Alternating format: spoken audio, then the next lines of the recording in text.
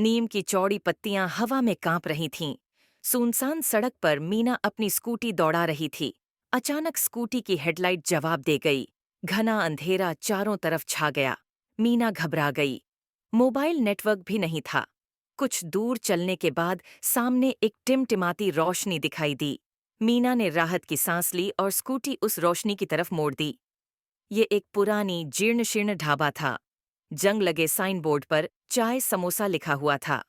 ढाबे के अंदर एक बूढ़ा आदमी बैठा हुआ था। उसने मीना को देखकर इशारा किया। मीना घबराते हुए अंदर गई। बिटिया, इतनी रात को कहाँ निकल पड़ी? बूढ़े ने पूछा। मीना ने घबराहट में सारी बात बताई।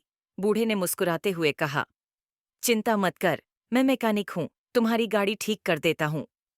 कुछ देर बाद बूढ़ा आया और बोला, ठीक हो गई, पर ये तो पुरानी गाड़ी है, आगे चलकर दिक्कत दे सकती है। मीना ने धन्यवाद दिया और जाने के लिए जेब में हाथ डाला, मगर पर्स नहीं मिला। घबराकर बोली, अरे मेरा पर्स नहीं है, शायद गिर गया। बूढ़ा हंसने लगा।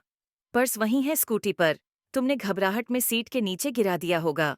मीना ने सीट के नीचे देखा, सचमुच उसका पर्स वहीं था। उसने राहत की सांस ली और पैसे देने की कोशिश की, पर बूढ़े ने मना कर दिया। मीना ने स्कूटी स्टार्ट की और जाने के लिए मुड़ी, तभी पीछे से बूढ़े की आवाज आई, अरे बिटिया, रास्ता पूछना भूल गई। मीना ने हैरानी से पीछे देखा तो ढाबा गायब था। सड़क वहीं सुनसान सड़क थी, सिवाय टिमटिमाती रोशनी के कुछ नहीं था।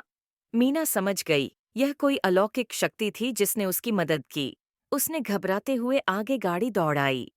उसे अब भी यकीन नहीं हो रहा था कि सुनसान रास्ते पर एक अचानक चमकता ढाबा और रहस्यमय बूढ़ा सचमुच था या सिर्फ उसका ख्वाब।